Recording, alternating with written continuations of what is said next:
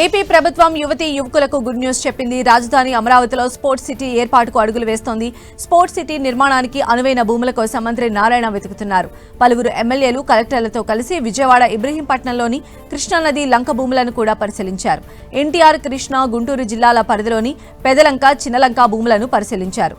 అంతర్జాతీయ క్రీడలు నిర్వహించేలా ఈ స్పోర్ట్స్ సిటీ నిర్మించాలని సీఎం చంద్రబాబు ఆదేశాలు జారీ చేసినట్లు తెలిపారు. స్పోర్ట్స్ సిటీ కోసం 2000 ఎకరాల భూమి అవసరమవుతుందన్నారు మంత్రి నారాయణ.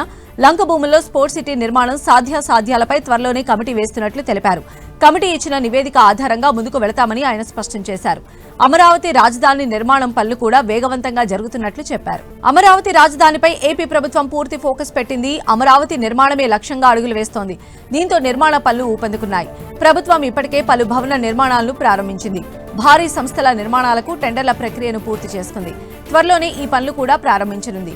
ఇప్పటికే ప్రారంభమైన పనులను చకచకా పూర్తి చేసేందుకు 3000 మంది కార్మికులు నిమగ్నమయ్యారు. 500 యంత్రాలతో పనులు చేస్తున్నారు. ఈ విషయాన్ని మంత్రి నారాయణ స్పష్టం చేశారు. ఆయన ఆధ్వర్యంలో ఈ నిర్మాణ పనులు జరుగుతున్నాయి. కూటమి ప్రభుత్వం అధికారంలోకి రావడంతోనే రాజధాని పనులను ప్రారంభించింది. తొలుత రాజధాని ప్రాంతంలో పిచ్చి మొక్కలను తొలగించారు.